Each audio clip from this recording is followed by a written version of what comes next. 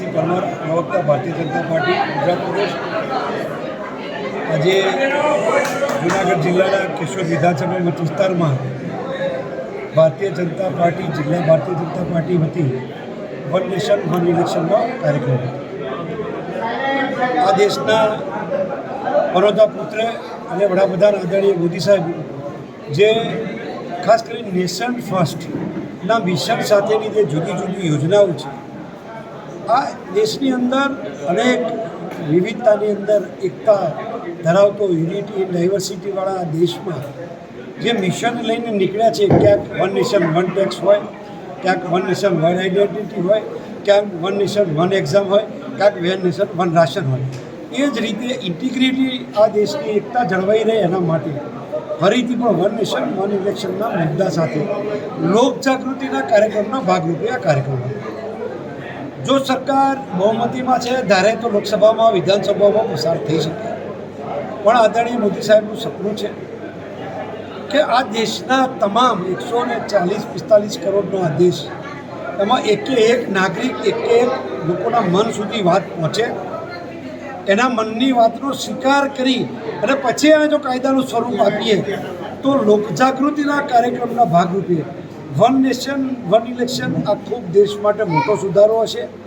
અને એના કારણે જે દેશની અંદર વારંવાર આચારસંહિતા લાગે, ખૂબ ખર્ચા થાય, સામાજિક તાણાવાણા, પછી સોશિયલ ફેબ્રિક, બીજા એવા અનેક કિસ્સાઓ છે જેના કારણે આ રાષ્ટ્રને ફાયદો થવાનો છે। એટલા માટે આ વન નેશન વન ઇલેક્શનનો આ કાર્યક્રમ હતો। ખૂબ મોટી સંખ્યામાં બધા ઉપસ્થિત હતા। જિલ્લા અધ્યક્ષ શ્રી ચંદુભાઈ પણ હતા, ધારાસભ્ય દેવાભાઈ પણ હતા અને બધા સૌ વરિષ્ઠ આગેવાનો સાથે ખૂબ મોટી સંખ્યામાં વરિષ્ઠ નાગરિકો, પત્રકારો સહિત બધા ઉપસ્થિત હતા અને એમની મિશ્રમાં કાર્યક્રમ સંપન્ન થયો। વિરોધ પક્ષનો એક મુદ્દો છે કે ભાઈ વન નેશન વન ઇલેક્શન છે, એમાં એક જે પ્રવાહ હોય છે એ મતદારોનો પ્રવાહ એક તરફ તણાઈ જશે કોઈ પણ પક્ષ તરફ, એ બાબતે શું કહેશો? મતદારોનો પ્રવાહ તણાઈ જવાની બીક હોય તો એને પ્રવાહ ઊભો કરવો પડશે। કોઈ પણ રાજકીય પક્ષે સરવાળે તો જનતાની અદાલતમાં જવાનું છે। પસંદગીની મોહર અથવા તો બટન અથવા તો સિક્કો જનતા જ મારવાની છે। 145 કરોડના હૃદય અને મન સુધી પહોંચવા માટે જે પક્ષોએ જે કરવું પડે એ કરવાનું છે। એમાં લહેર તો એમને લહેર ઊભી કરવી પડશે।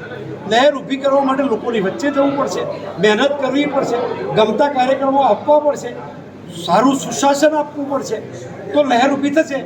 કોકની લહેર ઉપર તમારે સવાર થવું હોય તો એ જમાનો હવે ગયો છે। વન નેશન અહીંની વાત કરું તો કેટલા બધા પ્રશ્નો હતા લોકોના મનમાં હતા, કેટલા બધા જુદા જુદા અલગ અલગ પ્રશ્નો જે ખરેખર કાયદા પંચમાં, લો કમિશનમાં કે વિધિ આયોગમાં ઘણીવાર ન વિચારમાં એવા પ્રશ્નો લોકોથી આવે, કારણ કે લોકોના તો મન તુંડે તુંડે મતીર ભીના જેવી આ કેસ છે। અને આખા રાજ્યમાંથી હવે ઘણા બધા જગ્યાએ ગયા છીએ, અહીંયા પણ ખૂબ મોટી સંખ્યામાં ખૂબ પ્રબુદ્ધ નાગરિકો હતા। આટલા બધા પ્રશ્નો પણ એક જગ્યાએ ઓછા હતા, બરાબર, એમ અહીંયા પ્રશ્નો પણ વધુ આવ્યા, પણ એના જવાબ આપીએ સંતોષકારક તે દિશામાં। વિસાવદરનો મુદ્દો હોઈ શકે? જો આમાં વિસાવદર જે છે તો પેટા ચૂંટણી હતી, પણ એક વાત આપને કહું, લખી રાખજો તાંબાના પતરા ઉપર, દિવાલ પર, કાં તો ટેટુ ચિતરાઈ દો, જે કરવું હોય। વિસાવદર અમે આવતી વખત જીતીને બતાવીશું। સાહેબ, એક કાંતિભાઈ અમૃતિયાનો મુદ્દો ગાજે છે, ભાજપના છે ને આપણે ચેલેન્જ આપી છે, એની વિશે કાંઈ કહેશો? કાંતિભાઈ અમૃતિયાએ ચેલેન્જ એવું નહીં, પણ ગોપાલભાઈ જે રીતે, આમાં મારા વ્યક્તિગત ગોપાલભાઈનો કોઈ અત્યારે ઇસ્યુ નથી, આ મુદ્દો જુદો છે।